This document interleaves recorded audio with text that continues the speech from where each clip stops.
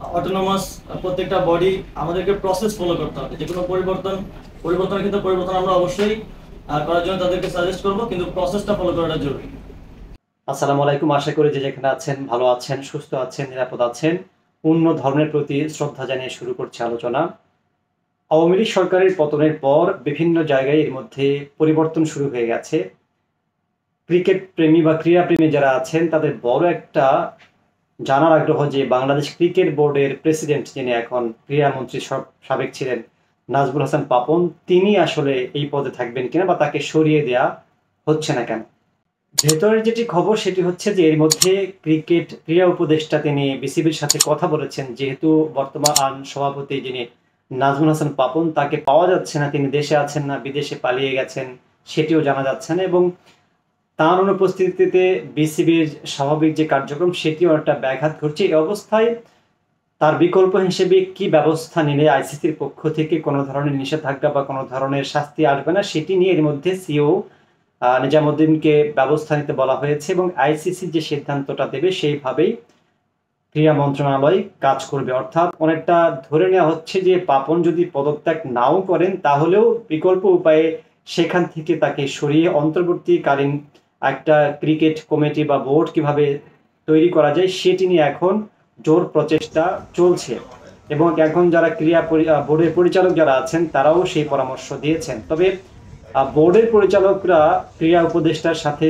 যোগাযোগ বা বৈঠকে অনানুষ্ঠানিকভাবে যেটি জানিয়েছেন যে আসলে তারা মূলত নাজমুল হাসান পাপনের প্রেসক্রিপশন অনুযায়ী তাদেরকে চলতে হয়েছে, কারণ তাদের সব জবাবদিহিতা এক জায়গায় ছিল, এবং বর্তমানে তারা যেটি অঙ্গীকার করে এসেছেন যে যে যার জায়গাতে আছেন, যে দায়িত্বে আছেন সেটি তারা এখন স্বাধীনভাবে কাজ করতে চান, এবং দেশের ক্রীড়ার স্বার্থে ক্রিকেটের স্বার্থে তাদের অবস্থান থেকে দেশের ক্রিকেটের উন্নয়নে তারা কাজ করতে চান। সেক্ষেত্রে তাদের যদি সেই সুযোগটা থাকে, যেহেতু ক্রিকেট পরিচালকরাও নির্বাচিত হয়ে এসেছেন, সেক্ষেত্রে তাদেরকেও সবাইকে সরিয়ে দেওয়া আসলে কঠিন।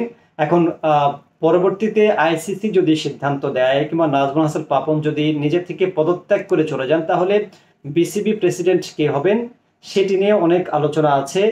আসলে অন্তর্বর্তী সরকার যদি চায় তাহলে কিন্তু বিসিবি পরিচালকদের মধ্যে থেকে তারা তাকে কাউকে বিসিবি প্রেসিডেন্ট বসাতে পারেন।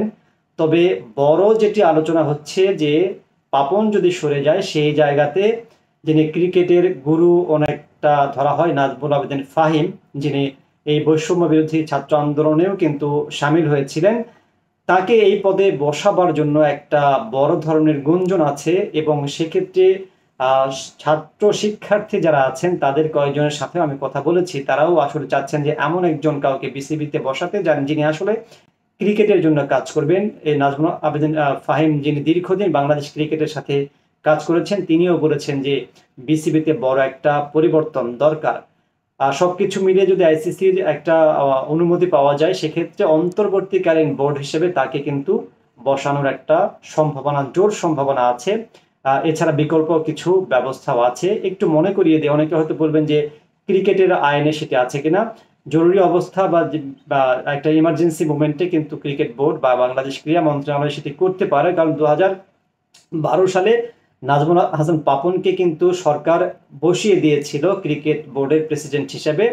পরে তিনি 13 সালে নির্বাচনের মাধ্যমে নির্বাচিত হয়ে এসেছিলেন। অর্থাৎ গত 2012 সাল থেকে তিনি 2025 মেয়াদে যে বিসিবি প্রেসিডেন্ট হিসেবে একের পর এক আছেন, সেটিতে ভোটের একটা নীল নকশা করে তিনি আছেন। আমরা যতটুকু দেখেছি যে ক্রিকেট বোর্ডের পরিচালক মানে যে ভোটারের সংখ্যা ছিল 179, তার মধ্যে কাউন্সিলরদের ঢাকায় কিন্তু 76টি ক্লাবের কাউন্সিলর ছিলেন, এবং জেলা এবং বিভাগের যে ক্রীড়া সংস্থাগুলো আছে সেখানে কিন্তু আওয়ামী লীগের লোকজনকে বসানো হয়েছিল। অর্থাৎ যে ভোটই হোক না কেন, ভোটে নাজমুল হাসান পাপন তিনি নিশ্চিত ছিলেন যে তিনি আসলে প্রেসিডেন্ট হবে। অর্থাৎ একটা সিস্টেমটাকে এইভাবে দাঁড় করানো হয়েছিল যে যখন নির্বাচন হবে তখনই তিনি এই পদে থাকবেন, এবং তিনি এই সময়টাতে ক্রিকেটের কতটা করেছেন মানুষ এর মধ্যে জেনে গেছে।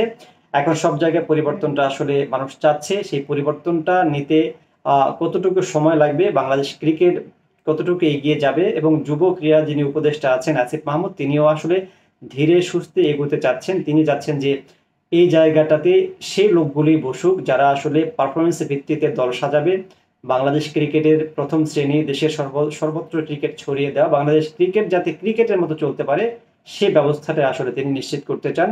আর ক্রীড়াপ্রেমী হিসেবে আমরাও সেটি প্রত্যাশা করি যে বাংলাদেশ ক্রিকেট যেহেতু মানুষের আবেগের জায়গা, ক্রিকেটটা আরো এগিয়ে যাক, আমরা শুধু জেতার জন্য না খেলি, আমরা আসলে ট্রফির জন্য যেন খেলি।